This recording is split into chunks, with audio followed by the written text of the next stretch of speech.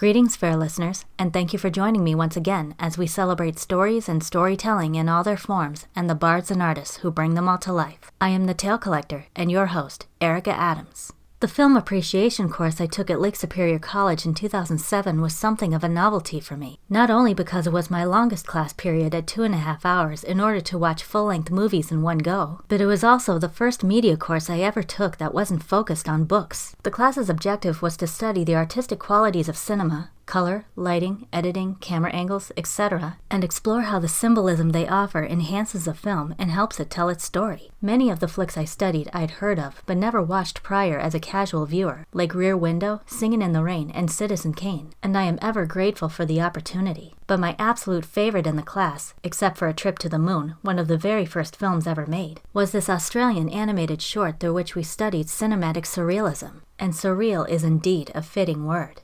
Let us embark on the voyage of Jasper Morello, released in 2005 and recommended for viewers 16 and up.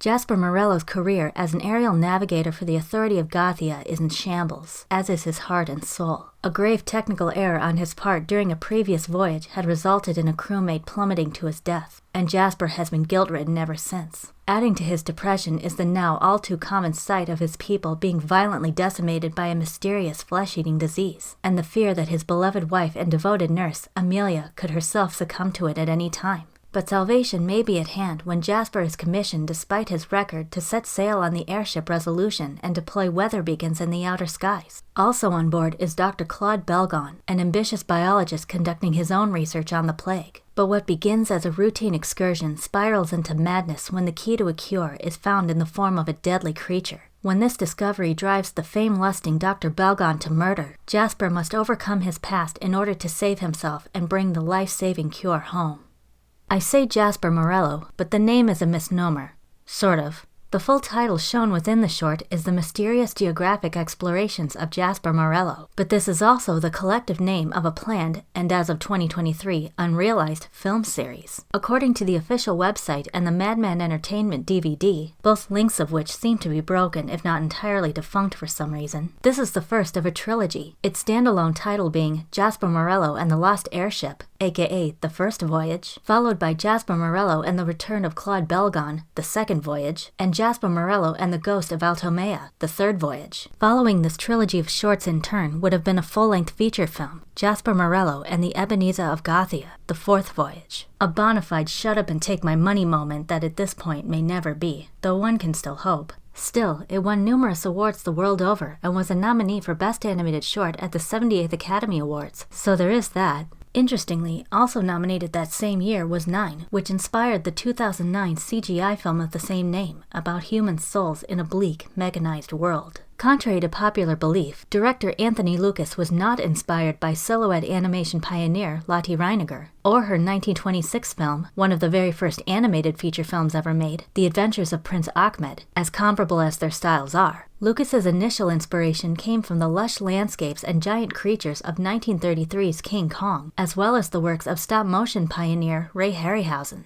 Then, while experimenting with a light table in film school, one of the top lights blew, resulting in one object, a cicada, being backlit, its wings and ribcage revealed in relative detail and the bulk of its body mostly in silhouette. Talk about a happy accident. This became the basis for one of Lucas's first shorts, Shadowlands, named after this newly discovered technique which combines 2D and 3D. It reminds me of the lumage technique used in Twice Upon a Time, except instead of bits of tissue paper and plastic, the ships, machines, and many other objects in Jasper are made via clusters of junk metal. A broken hubcap becoming a porthole, a motor engine piece becoming a console, a glass tube becoming a pipe, and so forth. Their bright sheen and semi-transparency breathe a unique life into the intricate, chaotic beauty of the film's steampunk aesthetic, while remaining sufficiently obscured so as not to detract from the main characters. Not unlike the boy from the video game Limbo, and I must admit this movie was a major influence toward my later love of that game, the human silhouette's two-dimensional cutout features are so finely detailed that I feel I could imagine perfectly what each character's three-dimensional features would look like. Though monochrome for the most part, color does play an important role. The lit backdrops are hued with various shades to match the specific mood of a given scene.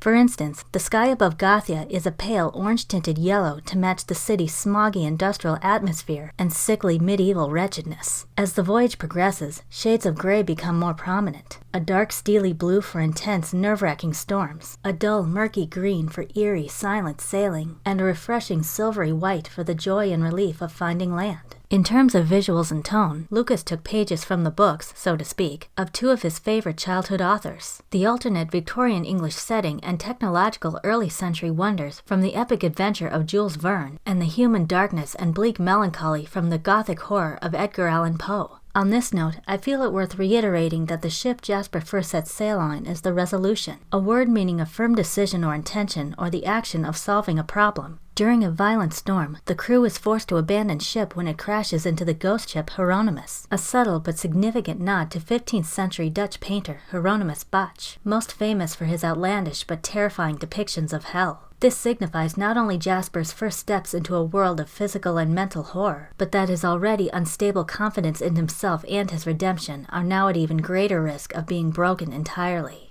And speaking of dark storytelling, some of the most famous Gothic novels from 19th century Britain, like Bram Stoker's Dracula, Mary Shelley's Frankenstein, and Robert Louis Stevenson's The Strange Case of Dr. Jekyll and Mr. Hyde, are epistolary, meaning they are written as a series of documents, letters, diaries, newspaper articles, etc. While Jasper Morello can't execute this format by virtue of being visual, it still does a wonderful job at simulating the experience of hearing a scary story through the words of a sensible but kind-hearted English gentleman, fighting personal demons on top of the outside ones beyond his human understanding. Through his haunting and poetic journal entries, recited in voice actor Joel Edgerton's soft and somber tones, Jasper tells us his story like a man who has aged well before his time, broken-spirited, and with seemingly little to live for. At the same time, his theme music, with its music box bells, slow strings, and minor key, suggests an optimistic confidence and innocence he had retained even in adulthood, having been shattered forever, like a fragile clockwork toy.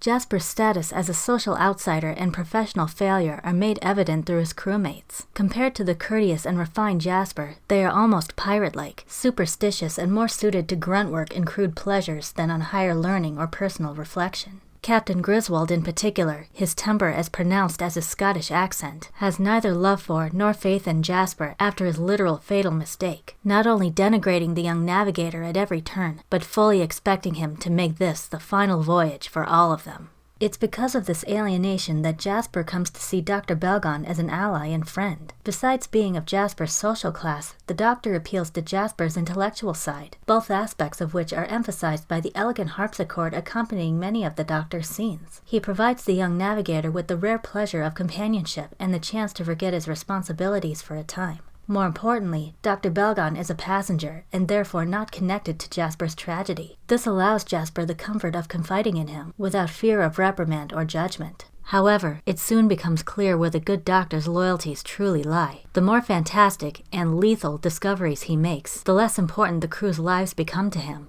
Except for Jasper, as his increasingly sinister minor-keyed harpsichord highlights. Dr. Belgon takes full advantage of Jasper's friendship and preys on his concern for his wife, leaving the younger man in yet another moral crisis. This is all the more terrible for Jasper because, unlike the last time, this will be not an accident, but a choice. Does he alert the crew to the imminent danger of their monstrous cargo at the cost of its priceless blood?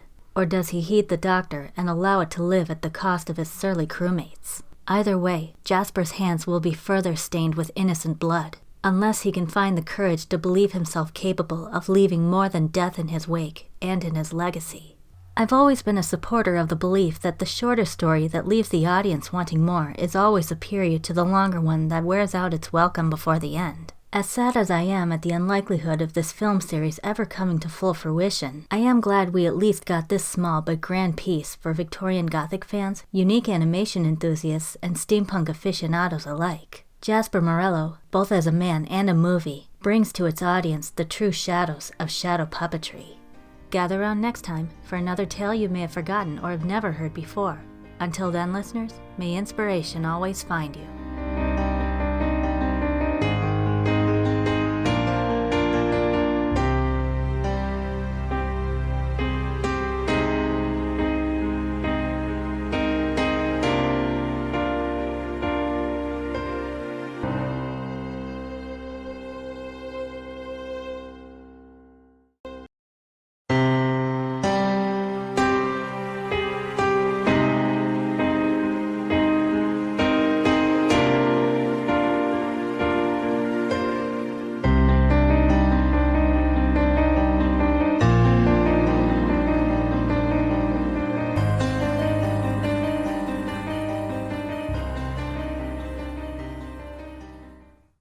Greetings, fair listeners, and thank you for joining me once again as we celebrate stories and storytelling in all their forms and the bards and artists who bring them all to life. I am the Tale Collector and your host, Erica Adams.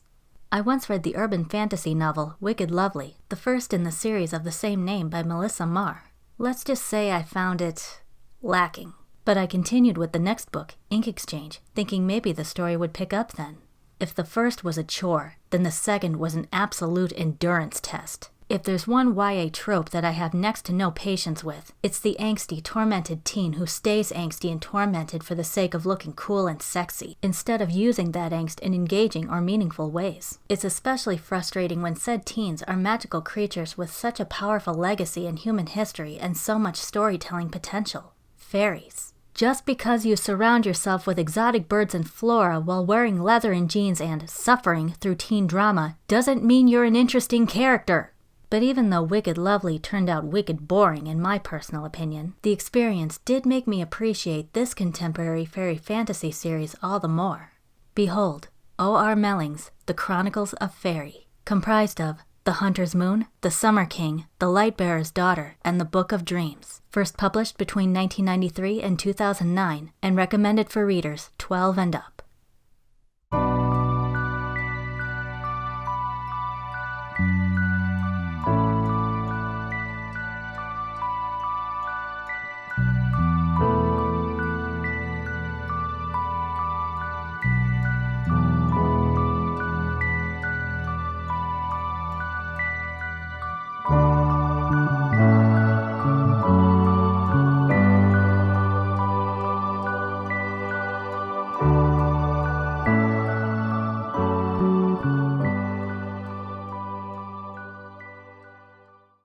Gwen Woods is a North American teen visiting her Irish cousin, Finevere, for a summer of fun, albeit ordinary, adventures. Laurel Blackburn has become bitter and lost ever since the unexplained death of her twin sister, Honor. And Dana Fuelan fears she will never find her long-lost mother before moving from Ireland to Canada with her single father, Gabriel. These girls have little in common, except for one fantastic thing. They are each about to embark on a journey through the wilds of Ireland into the fabled realm of Faerie, home to beautiful but unpredictable immortals, strange and wondrous creatures, and the precious hopes and dreams of all humanity. Gwen must rescue Finevere when she is chosen to be the sacrifice in an ancient and deadly ritual. Laura learns that the tragic history behind a fairy war now brewing may hold the truth behind Honor's death, and Donna is promised her beloved mother in exchange for delivering an urgent message to the High King himself, while evading a dark entity who wants to stop her at all costs. And regardless of the ultimate fates of their individual quests, Gwen, Laurel, and Donna must later band together along with their human and fairy allies to mend the bridge connecting Earth and Faerie before both worlds are destroyed forever.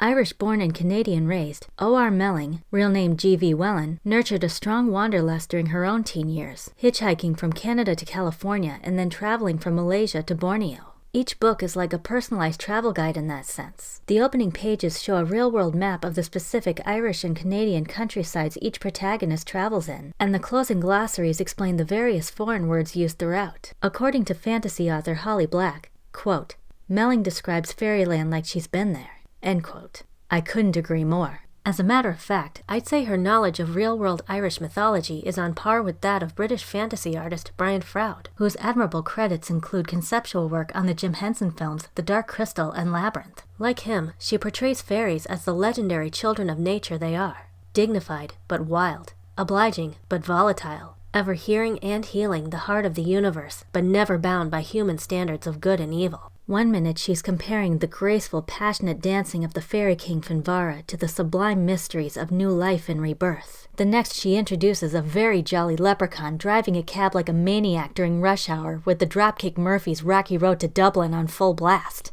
Just try to keep your face straight at that latter image. I still can't. Another great aspect is the organic, matter-of-fact way Melling venerates the bond between the practical and tangible earth and the wild and surreal fairy. She emphasizes how even the most rational modern people still can and do believe in the soul-healing dreams and love of nature fairies inspire, while recognizing and respecting the ordinary mortal obligations that are also important in their own right and rewarding in their own way.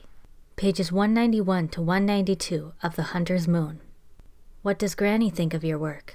She thinks it's brilliant. I'll be doing something I love. Business is booming with the new currency. Other Europeans can see what they're getting for their money. The more we unite with... Dara's excitement died when he caught Gwen's look. What on earth is wrong? With anyone else she might have hidden it, but with him she couldn't lie or pretend. It all sounds so... ordinary. Impatience flickered in his face. Then he relented. Ah, Gwen... Ireland isn't a fairy tale of wishes and dreams. It's a real place with real people in it. We have to make our living like everyone else in the world. But what about your kingship? She persisted. And fairy and the old ways and everything Granny knows. He shook his head. Why does it always have to be either or? Mundane or magic? Body or soul? I don't put things into separate boxes. I live with all of it. Suddenly Gwen understood. Not only him, but herself as well. Here was her problem with the fairies in a nutshell. Either or. Practical reality, airy fairyland. She was the one who made them opposites, and then kept changing her mind about which she preferred. And here were Dara and Granny, comfortable with both, because they did not see the worlds as mutually exclusive. The two continued up the mountain, talking about their lives, their families, their hopes for the future.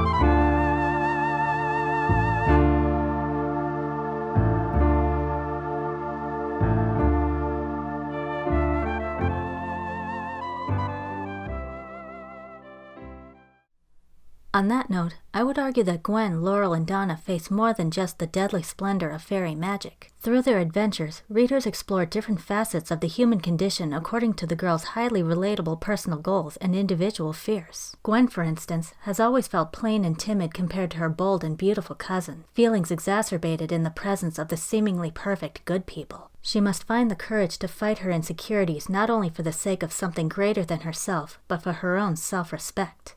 Pages 78 to 80. Courage is not a lack of fear. It is acting despite the fear. The words whispered inside Gwen. Her soul fluttered like a bird in a cage, yearning to be free. Now she made a mad dash for the high-stepping mare with the golden brown mane. "You are for me!" she cried. The horse reared up, but as soon as the hoofs touched the earth again, Gwen saw her chance. Leaping forward to grasp the mane, she flung a leg over the shining bare back. The mare bucked ferociously to toss her away. Half up, half down, Gwen flapped in midair like a paper bag in the wind. She gripped so tightly her knuckles went white, but she couldn't keep her hold. The horse's hair began to slip through her fingers. Straining, clutching, she strove to hang on. To no avail. With a cry of anguish, she lost her grip and fell to the ground. She rolled out of control. By the time she came to a stop, flat on her back, she was bruised and battered. Gwen choked back her tears as she stared up at the sky. She was utterly humiliated. There they were, far above her, the fairy troop on horseback, glittering in the night like a spray of stars. She would never forget the look in their eyes as they gazed down on her. So cool and distant. Such breathtaking indifference. That's when something snapped in Gwen. "No!" she cried after them. "Don't go without me! Not again!" She scrambled to her feet, looking around wildly. The golden brown mare had not gone far and appeared to be grazing innocently, but Gwen could see the tension in her limbs.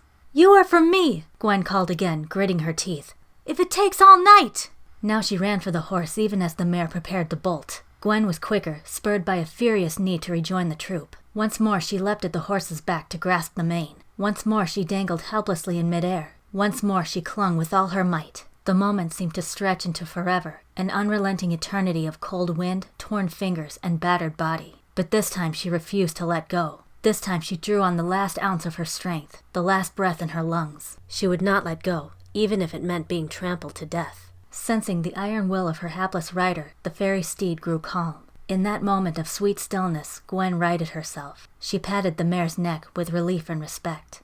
"Thank you, lady," she whispered into an elegant ear. The mare whinnied in response and flew into the sky.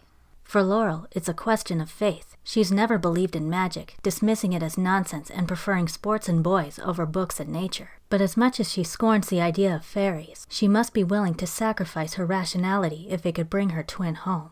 Pages 45 to 47 of The Summer King. The room was definitely too stuffy. Perhaps if she got up and opened a window? But she couldn't move. Her body felt heavy, like a lump of lead. An inkling of terror crept through her. This wasn't right. There was an outdoor smell in the room, wet soil and leaves and the night perfume of columbine. Her eyes began to close. She forced them open. Though the fire was nearly out, red shadows were dancing over the bookshelves. The little man's silhouette rose up behind him, large and vaguely menacing. She opened her mouth to yell for help, but instead she yawned. "You've got to fight it," he said, and his tone was urgent. "The solace of sleep. 'Tis your human nature. It wants you to nod off so you can tell yourself this is all a dream." He leaned toward her, eyes dark and glittering. "'Tis no dream, Girshak, and you've got to accept that. We can't be about our business till you do. Can I give you a little hint of help? Something to get you around that wall of logic that bricks in your brain." His tone was suddenly matter-of-fact. "Look, stick to the essentials and never mind the existentials. Forget all the palaver about fantasy and reality. Act as if you believe and see what happens. Is that too much to ask?" It wasn't. In fact, the suggestion was so simple and pragmatic it appealed to her instantly. No need to wrestle with the bigger issues. Take it a step at a time. And Laura wanted so much to believe. She knew the stakes. Either there were more things than she had ever dreamed of, or there was nothing beyond her own experience and philosophy. And if the latter were true, there was no hope for her. She would never, ever see her sister again. "I'll try." Her tongue felt thick and furry. She had to force the words out. "I'll act as if I believe." She had no sooner uttered the words than she began to feel better. The room came back into focus. Energy returned to her limbs. The little man himself looked more solid and even normal as he rubbed his hands gleefully. Laurel sat up straight, her mind clear. Donna hopes that in finding her mother, she will find not only the love, but the identity she's been missing. During her search, she comes to discover that her Irish roots run far deeper than she ever could have imagined. And with that discovery comes a sense of belonging she didn't know she yearned for. Pages 169 to 170 of The Lightbearer's Daughter. The wolf moved closer. "Do you not know yet?" What a beautiful face, Donna thought. The sleek snout was that of a thoroughbred. The eyes were pure gold, and the ears elegant. Despite her fear, Donna didn't back away. Again came the voice, as rich as wild honey. "Do you not know who I am?" Donna felt a thrill at the core of her being, but her mouth was dry. She couldn't speak. The wolf's eyes shone with a warm yellow light. "In the tongue of your ancestors, what is my name?" After a moment's confusion, Donna realized what she meant. "You are a Fwale." The wolf butted her gently. "Think, little cub. Why does the feeling of kinship conquer your fear?" Donna caught her breath. A surge of joy rushed through her as she realized the truth. "I am a Fwalon. I belong to you." The wolf growled her approval. "And I to you, for I am the totem of your tribe, the guardian of your clan." Donna understood. Didn't her father often speak proudly of his roots? He had told her how, in the mists of time, the earliest peoples of Ireland were named for the animals from whom they believed they were descended. The oldest families still had those names, anglicized now as the Irish language declined. All were Fwalons, of the clan of the wolf. The Chronicles of Faerie is neither a cliched bedtime story of tiny people flitting on flowers, nor a pretentious teen drama with cliques all the duller for being immortal. It is a tale of beings with personalities, traits, and even flaws readers can understand even while they exercise the powers of gods. None of which overshadows Melling's mortal characters, normal but likable girls with great powers of their own that they each come to realize. Not only a mature courage and compassion, but a pure wonder and open-mindedness that enables them to venture beyond their physical and spiritual comfort zones. Both a comprehensive crash course in fairy lore and a romantic adventure spanning dimensions corporeal and otherwise, The Chronicles of Faerie invites us to discover the profound humanity hidden behind the veil of divine inhumanity. Gather round next time for another tale you may have forgotten or have never heard before. Until then, listeners, may inspiration always find you.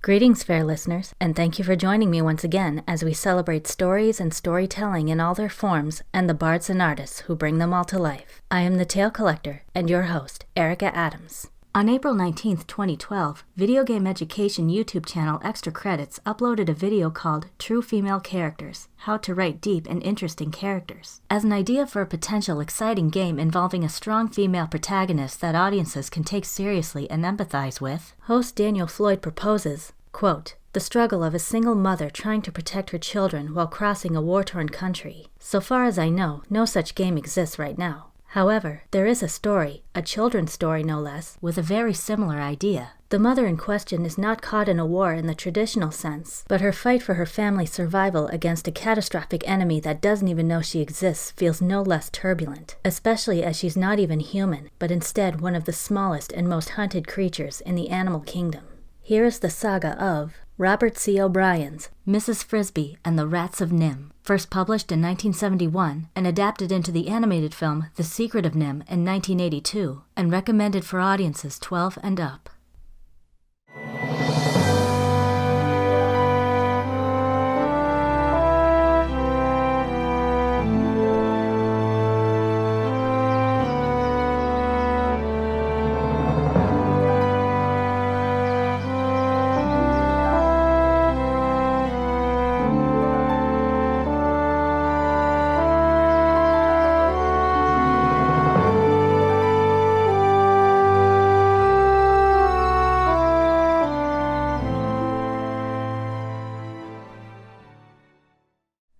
Mrs. Frisby, a field mouse living on the Fitzgibbons farm, struggles to provide for her 4 children without her late husband, Jonathan. Along with the daily chores of finding food and hiding from the humans and their ferocious cat, Dragon, Mrs. Frisby must now prepare to move her family to their summer home in the woods in order to avoid Farmer Fitzgibbons' deadly plow. But anxiety turns to fear when her youngest son, Timothy, falls ill with pneumonia, making him unable to safely endure the journey. When she learns of a mysterious colony of rats who gained extraordinary intelligence after their experimentation at the science facility, NIMH, Mrs. Frisby must gather her courage to request their help in making the miracle she so desperately needs for her son, never suspecting that she will provide them with a miracle of her own. One of the few novels by Robert Leslie Carroll Conley, Mrs. Frisby and the Rats of NIMH was inspired by the research of John B. Calhoun, an ethologist, or non-human behavior researcher, who famously used rats and mice in his experiments on overpopulation and societal collapse throughout the 1960s and 70s, and much of whose work took place at the National Institute of Mental Health, or NIMH, to this day the primary agency of the U.S. government responsible for biomedical research. The author had prior worked at National Geographic before turning to fiction writing. When his contract with them forbade him from publishing at other companies, he used his mother's maiden name, O'Brien, to create the pseudonym he's now best known by. The The Secret of NIMH is the directorial feature-length debut and most critically acclaimed film as of 2023 of American animation legend Don Bluth, after he left Walt Disney Productions to establish his own animation studio in 1979. Funnily enough, legalities also forced O'Brien's heroine to undergo a name change for the film. Mrs. Frisbee became Mrs. Brisby in order to avoid copyright infringement with the Frisbee flying disc. To be honest, I don't think Disney, had they tried, could have pulled this movie off back then because of the inappropriately cute musical it likely would have turned O'Brien's heavy subject matter into. Maybe not Timmy to the rescue level inappropriate, but still. Not to mention, in hindsight, Disney's own disastrous first attempt at dark fantasy, The Black Cauldron, in 1985.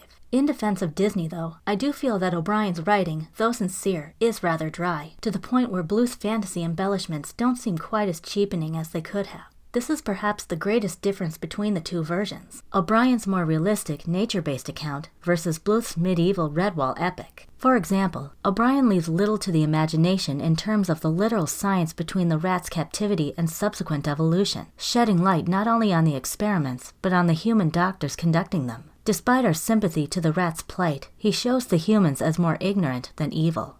Pages 108 to 113, Nicodemus narrating. So the young woman's name was Julie. The young man was George. They all put gloves on, long, tough plastic ones that came to their elbows. One by one we were taken from our cages, held gently but firmly by Dr. Schultz, while Julie fastened around each of our necks a narrow ribbon of yellow plastic bearing a number. I learned eventually that mine was number A10. They were kind, especially Julie. I remember that when one rat was being tagged, she looked at it and said, "Poor little thing, he's frightened. Look how he's trembling." "What kind of biologist are you?" said Dr. Schultz. "The poor little thing is a she, not a he." A little later in the morning they came around again, this time pushing a table on wheels. It was loaded with a bottle of some clear liquid, a long rack of sharp needles, and a plunger. Once more I was lifted from the cage. This time George did the holding while Dr. Schultz fastened one of the needles to the plunger. I felt a sharp pain in my hip. Then it was over. We all got used to that, for from then on we got injections at least twice a week. What they were injecting and why, I did not know. Yet for 20 of us, those injections were to change our whole lives. During the days that followed, our lives fell into a pattern, and the reason for our captivity gradually became clear. Dr. Schultz was a neurologist, that is, an expert on brains, nerves, intelligence, and how people learn things. He hoped, by experimenting on us, to find out whether certain injections could help us learn more and faster. The two younger people working with him, George and Julie, were graduate students in biology. "Watch always," he told them, "for signs of improvements, faster learning, quicker reaction in Group A as compared to Group B, and both as compared to the control group." Bluth, meanwhile, keeps his NIMH in near darkness in every sense, painting it as a hellish dungeon filled with suffering animal prisoners being senselessly tormented by nameless human monsters, all awash in dark colors, tense music, and nightmarish animation. Likewise, while I wouldn't call the book's characters dull per se, I do think that the film makes them more memorable by comparison. To name a few, Mr. Aegis, a mouse scientist and physician, goes from reserved acquaintance to reclusive grump. Helpful crow Jeremy goes from naive youth to klutzy clown. Justin, the rat's virtuous captain of the guard, goes from cordial sentry to witty warrior. Nicodemus, the rat's benevolent leader who wants the colony to live an honest, self-sufficient existence away from man, goes from practical eye-patch-donning strategist to powerful, glowing-eyed wizard. And Jenner, a selfish rat who wants to live on the comfort of human technology, goes from defector not even present in the book to full-on villain with beastly intentions. With all these differences in presentation and personality, the fact that Mrs. Frisbee stays pretty much the same in both versions is as significant as it is impressive. Take note, writers. This is what a good, strong female character looks like. Yes, she's weak, unsophisticated, and very fearful, much of which, of course, stems from being a mouse. But that same fear, as well as the courage she gains later, stems also from being a grieving widow and single mother. She mourns the loss of her husband and feels lost without him, but knows full well she has to buck up for their children's sake. On top of that, she's just a lovely sweetheart. Not only is her graciousness and compassion refreshing, but the open mind and heart she shows when faced with scientific principles, ancient magic, or anything else beyond her comprehension are inspiring. Pages 27 to 28. When Mrs. Frisbee went into her house, she found Timothy asleep and the other children waiting, frightened, sad, and subdued. "He went to sleep right after you left," Teresa said. "He's waked up twice, and the second time he wasn't delirious. He said his chest hurt and his head hurt." "But Mother, he seemed so weak. He could hardly talk. He asked where you were, and I told him. Then he went back to sleep." Mrs. Frisbee went to where Timothy lay, a small ball of damp fur curled under a bit of cloth blanket. He looked scarcely larger than he had when she and Mr. Frisbee had carried him to Mr. Aegis as an infant, and the thought of that trip made her wish Mr. Frisbee were alive to reassure the children and tell them not to worry. But he was not, and it was she who must say it. Pages 81 to 82. Books. Her husband, Jonathan, had told her about them. He had taught her and the children to read. The children had mastered it quickly, but she herself could barely manage the simplest words. She had thought perhaps it was because she was older. He had also told her about electricity. He had known these things, and so, it emerged, did the rats. It had never occurred to her until now to wonder how he knew them. He had always known so many things, and she had accepted that as a matter of course. But who had taught him to read? Strangely, it also emerged that he had known the rats. Had they taught him? What had been his connection with them? She remembered his long visits with Mr. Aegis, and Mr. Aegis knew the rats too. She sighed. Perhaps when the meeting was over and she had had a chance to talk to Nicodemus, and had told him about Timothy and moving day, perhaps when that was settled, he could explain all this to her. Now, I've heard it argued that this story's premise has a fatal narrative flaw. The fact that a quote-unquote normal mouse has a name, wears clothes, and displays other human habits and traits supposedly negates the novelty and significance of the rat's abilities. A fair assessment, but allow me to respectfully offer a counter-argument. Consider the biblical tale of Adam and Eve. Like God's first man and woman before the forbidden fruit, Mrs. Frisbee is not unintelligent, just unenlightened. In a word, innocent. The rats, however, are Adam and Eve after eating, or should I say being force-fed, the fruit, in the form of NIMH's DNA-altering injections. This results in a metaphorical exile from paradise when their animal innocence is destroyed. For all their physical and intellectual progress, they are tragically unable to return to the blissful ignorance of their ordinary rat brethren. Page 144. Occasionally we came upon other rats, and a few times we talked with them, but not for long. Because after just a few words, they would begin to look at us strangely and edge away. Somehow, they could tell that we were different. I think we even looked different. Either the diet or the injections at NIMH had made us bigger and stronger than other rats, and all the strange rats we saw looked, to us, surprisingly weak and puny, so we were set apart from even our own kind.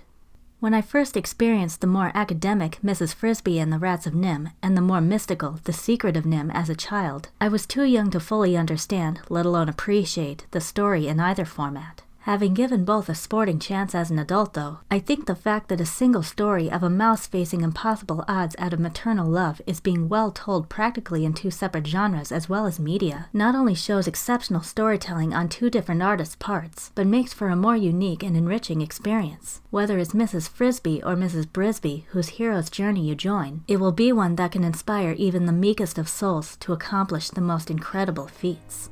Gather round next time for another tale you may have forgotten or have never heard before. Until then, listeners, may inspiration always find you.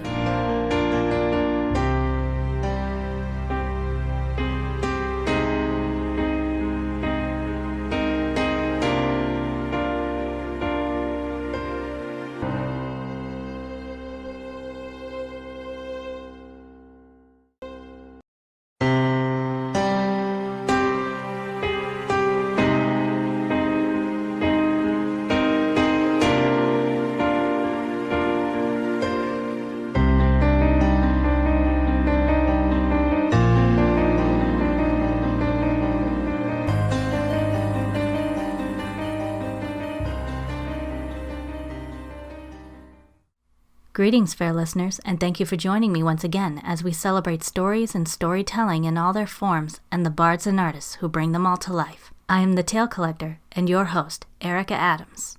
Time, like art, is a highly subjective and strictly human concept. Depending on a whole plethora of social and personal factors, minutes and seconds can feel like an eternity, while months and years can seem to pass in the blink of an eye. Likewise, small events that are meaningless to some could to others mean the difference between lifelong happiness or unhappiness. Yet with our own tragically limited perception, we're rarely, if ever, aware of how a single action of ours can affect the fate of someone else or vice versa. What if this or that happened just a second sooner or later? What if this or that didn't happen at all? Would the new result be necessarily better or worse than any other? Do we really have any kind of control over such events? Or are our destinies truly predetermined without our knowing? Abstract questions explored in the even more abstract Run, Lola, Run, released in 1998 and rated R for some violence and language.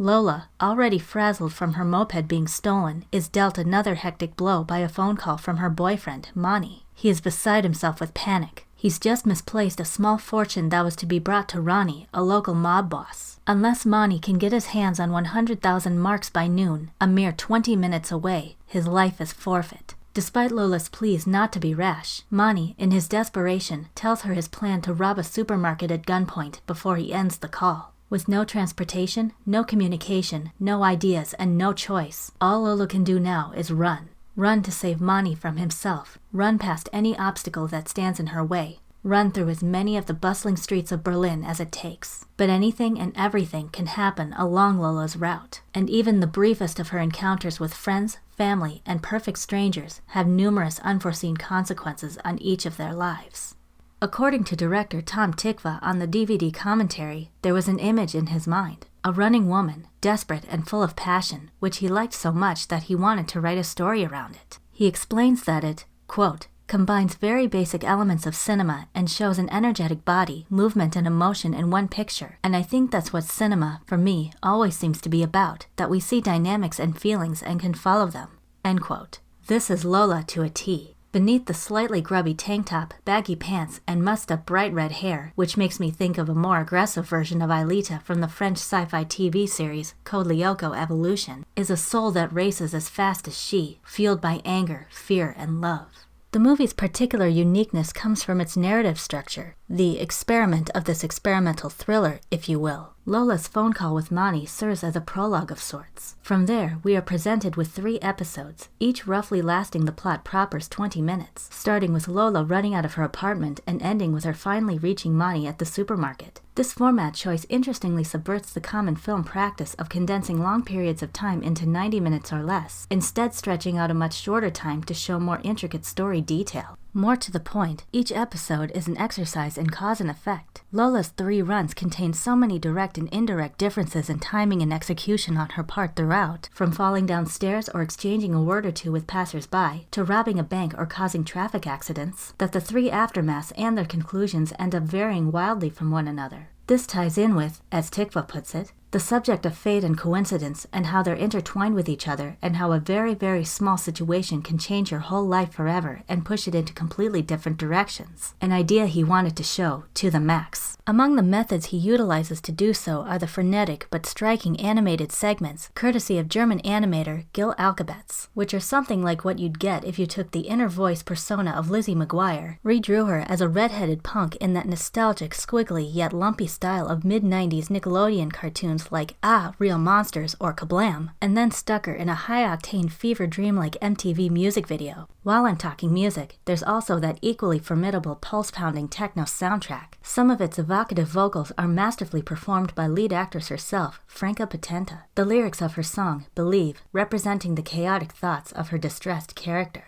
Like Jasper Morello, I first watched Run Lola Run in my LSE film appreciation course, this one to learn about artistic camera editing. Think Darren Aronofsky's Requiem for a Dream, except with an emphasis on providence instead of drug addiction. One of the most significant examples here is the rapid succession of flashing photos that reveal the multiple assorted fates of the side characters impacted by Lola's run. Take Doris, an impoverished woman pushing her toddler in a stroller. In the first episode, she is almost knocked over by Lola and angrily shouts after her. She later loses her young son to CPS, steals another baby in her grief, and is chased down. In the second, she is again struck by Lola, who this time around is limping due to a jerk tripping her. Doris later plays the lottery and wins the jackpot, allowing her family to live in happy luxury. But in the third, Lola manages to pass Doris without incident. The latter chats with a church member, finds God through Mass and Bible readings, and is last seen handing out religious pamphlets. Other such diverse cast members whose fates may or may not be set in stone include, but aren't limited to, a guy on a bike, a female bank employee, a security guard, and a homeless man. Besides being a novel piece of editing art in and of itself, it's a quick and succinct way of illustrating, 1. the thematic concept of the butterfly effect without disrupting the film's high-speed pace, and 2. the fact that every person out there, regardless of how little we know them or whether we ever meet them at all, has a life, with all its own joys, sorrows, and humanity.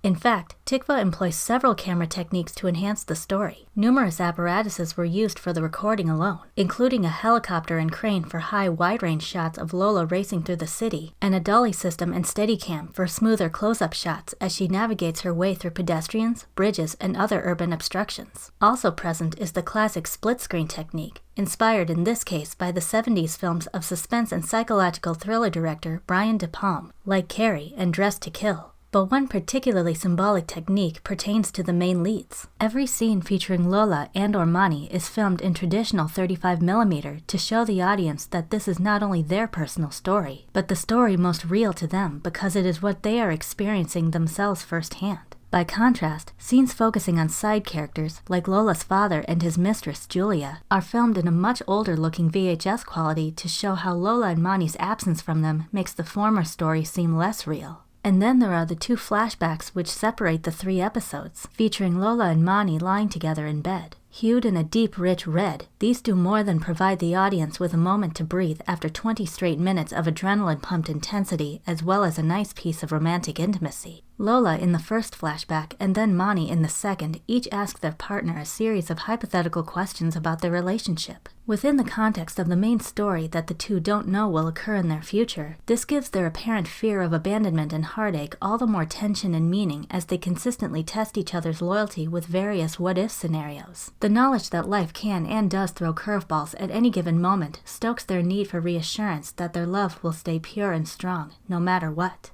For anyone who prefers the traditional beginning, middle, and end approach to storytelling, this movie may not be up your alley, nor may the concept of a woman who does little but run for over 3/4 of a movie's duration, especially in the same environment multiple times, sound anything but exciting on paper. For anyone else, though, Run, Lola Run is one existential heck of an action-packed ride. A clever utilization of editing techniques, a gutsy but sympathetic heroine, and a thought-provoking theme of time to accompany a dynamic plot turn what could have been a pretentious, lazily made bout of cinematic junk food into a smart and enthralling examination of decision and destiny, new beginnings, and full circles. Speaking of coming full circle, I feel it fitting to end this with one of the film's epigraphs, an excerpt from the poem Little Gidding by T.S. Eliot. We shall not cease from exploration, and the end of all our exploring will be to arrive where we started, and know the place for the first time. Gather round next time for another tale you may have forgotten or have never heard before. Until then, listeners, may inspiration always find you.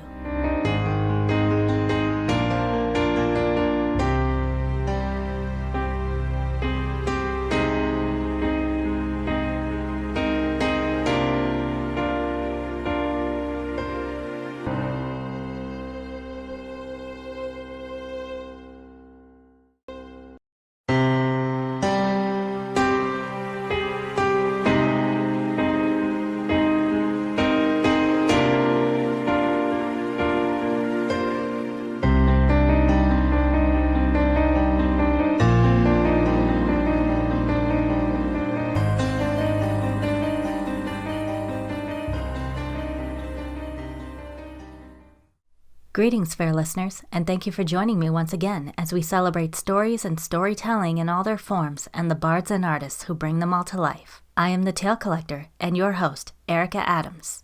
Being born in 1986, I of course never got to experience the golden age of animation firsthand, but that's not to say my exposure to pre-60s American cartoons was lacking. I still can't listen to the over-the-top donkey bray coming out of Donald Duck's busted accordion in the 1942 Disney short Symphony Hour without laughing my head off. And then there was my motley assortment of compilation VHS tapes, featuring some of my favorite Looney Tunes, Merry Melodies, and Novel Tunes shorts like Fresh Hair, The Daffy Duckaroo, A Self-Made Mongrel, Land of the Lost Jewels, and The Wee Men. Not to mention all the help the Disney movie memories would be at beating my family at Disney trivia. Similarly cherishing such fond memories are two brothers who created two brothers of their own as a tribute not only to their favorite childhood cartoons, but to one of the most important eras in the history of animation. Here are the devilishly wacky adventures of Cuphead, released September 29, 2017, and rated E10+ for fantasy violence, mild language, and use of alcohol and tobacco.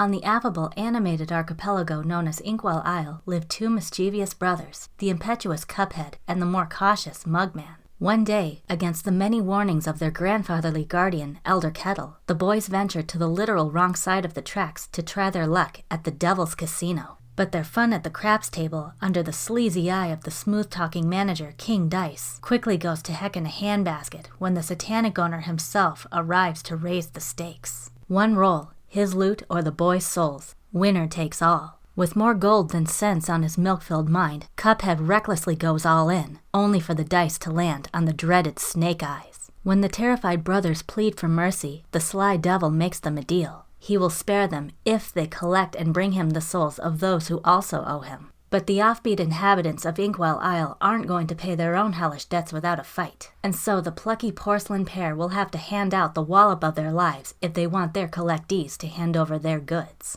I gotta say, I think Mugman, the other half of this co-op game, got cheated when it came to the title. And that also goes for the Netflix adaptation, The Cuphead Show. I mean, Super Mario Bros. At least implies the presence of Luigi. Oh well. A retro-style run-and-gun platformer with heavy emphasis on boss fights, Cuphead, subtitled Don't Deal with the Devil, is the debut of indie developer Studio MDHR, the four letters coming from the last name of the main creative duo, brothers Chad and Jared Moldenhauer. The fact that the plot begins with a huge bet is interesting to say the least, considering that the two both mortgaged their homes in order to finance the creation of the game. If that's not a gamble, I don't know what is. Needless to say, it paid off in spades. Of course, the game's real eye-opener is its aesthetic, inspired by the goofy, energetic, and beautifully weird rubber hose cartoons of the 1930s, namely those of Walt Disney and Max Fleischer, as well as Warner Brothers, MGM, and Walter Lantz. Gamers versed in such animation can spot the tributes to many timeless characters among the colorful cast. Heads aside, Cuphead and Mugman are virtually identical to the immortal Mickey Mouse, from the black arms and torsos to the white gloves and colored shorts. Though ironically, their drinking utensil design was taken from a teacup-headed character in a very bizarre 1936 Japanese propaganda cartoon featuring an evil Mickey Mouse. Some boss examples? Wally Warbles, a giant bird who wears a birdhouse like a turtle shell, and his son Willie, each sport the red-feathered head and bonkers personality of Woody Woodpecker. Beppy the Clown mimics the surreal flexibility of Coco the Clown. The Medusian sea monster, Cala Maria, with her personality befitting a sexy siren, is an homage to the queen of classic cartoons, Betty Boop. And the oafish black-haired briny beard is a dead ringer for Popeye's bully of a nemesis, Bluto. And whenever the player selects a level, up pops a title card, complete with a copyright year in Roman numerals, MCM XXX or 1930, and an MDHR credit stamp at the bottom. See if you can guess the forms and fighting moves of these bosses based on their hilariously alliterative names above the pun-filled titles, indicating them as the stars of their respective shows. The Root Pack in Botanic Panic, Hilda Berg in Threatenin' Zeppelin, Baroness von Bonbon in Sugarland Shimmy, Grim Matchstick in Fiery Frolic, and Sally Stageplay in Dramatic Fanatic. But the game's artistry doesn't stop there. The Moldenhauer's strive for a temporally authentic gaming experience was such that they even applied many of the same exact techniques, imperfections and all, used by animators of the 1930s. Every one of the game's 45,000 plus frames were hand-drawn and inked with specialized nib pens, and various post-processing effects and filters were utilized to create that old-time grainy and scratchy appearance. As an added bonus, upon completing certain optional tasks, players can unlock black and white and 2-strip Technicolor modes for an even more vintage look. And while the Disney Snow White-inspired watercolor backgrounds are indeed a wonder, even more impressive are the 3D model backgrounds made via Fleischer's stereoptical setback camera system, the same system that helped make shorts like 1936's Popeye the Sailor meets Sinbad the Sailor so iconic. And if that wasn't dedicated enough, just listen to the soundtrack. The brothers recruited not only the jolly vocals of professional barbershop quartet Shoptimus Prime, and bonus points for the name Gentleman, but also Toronto composer Christopher Madigan, along with a live band specializing in prominent 30s genres like jazz, big band, and ragtime. Each finger-snappin', toe-tappin' tune sure to bring out every player's inner hepcat. And yet, in spite of all this creative effort, I think Cuphead is much easier to admire when it's not being played. What do I mean by that? This game is hard. Really hard. In accordance to old cartoon logic, everything, including objects, is alive. Thus, everything is out to kill you. And they will. A lot. Moreover, the Moldenhauers modeled many of the mechanics and features after those of their favorite retro video games, many of which, like Contra, are among the most difficult ever made. Even most other boss-heavy games like Shadow of the Colossus offer some moments to breathe and take in the environment while you're fighting for your life. Between the already berserk visuals and the chaotic projectiles, coming both from you and at you, covering almost the entire screen, to the point where a second player's presence can actually hinder more than help, all I can say is, thank heaven this is not a button masher, because your fingers, along with the death animations stating just how close you are to beating that boss that, by the way, has no visible health bar, are going to hurt enough. That being said, many of us go into our video games wanting to be bombarded with lots of noise and lots of color as well as lots of challenge. And besides, it's not like we ever question the logic of our favorite Saturday morning cartoons, or many of our favorite games for that matter. Cuphead is one of those rare experiences in which it's a good thing that the plot takes a back seat to the candy-coated visuals and bonkers imagination. More to the point, it's a virtual, playable love letter to both animation history and the unabashed joys of childhood, and all that other jazz. Gather round next time for another tale you may have forgotten or have never heard before. Until then, listeners, may inspiration always find you.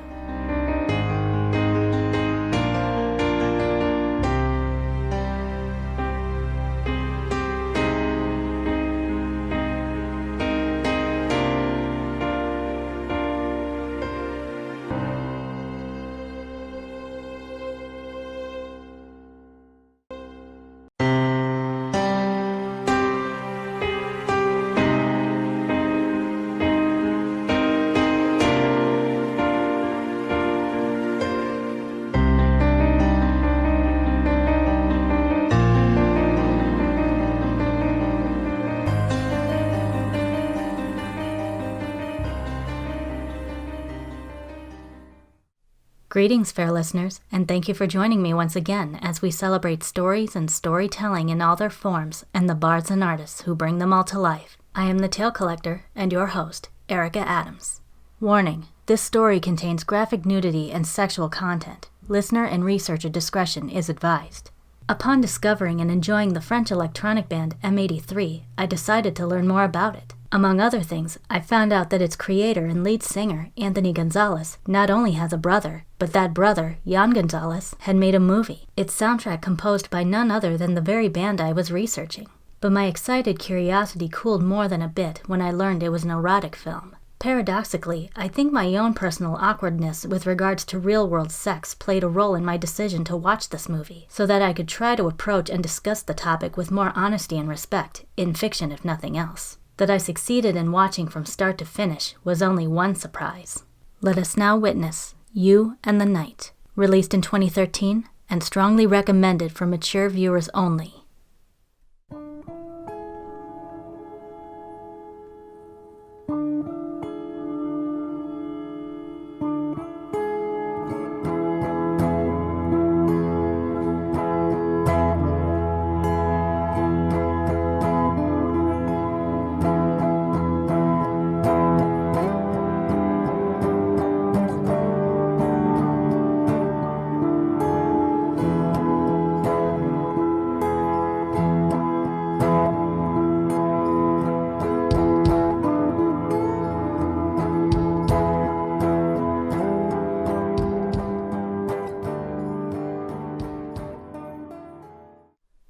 On a bitter cold evening in France, preparations for a private party are underway. The three hosts are pansexual couple, Ali and Matthias, and their transvestite mate and mutual lover, Udo. They have invited a select group of individuals, none of whom any of them have ever met before, to their home for a night of lustful pleasures and intimate reveries. But there is an undercurrent of misgiving between the trio that threatens to ruin more than just the mood. Nevertheless, one by one, the four guests arrive: the stud, the slut, the teen, and the star. As the extraordinary and unbelievable histories of each participant come to light, their realities gradually give way to fantasies and desires more awe-inspiring than anything they've ever experienced, until each must decide how to face the aftermath when the night comes to its inevitable end. My second surprise regarding You and the Night? For a movie with this kind of premise and officially in the erotic category, it wasn't nearly as graphic as I was expecting.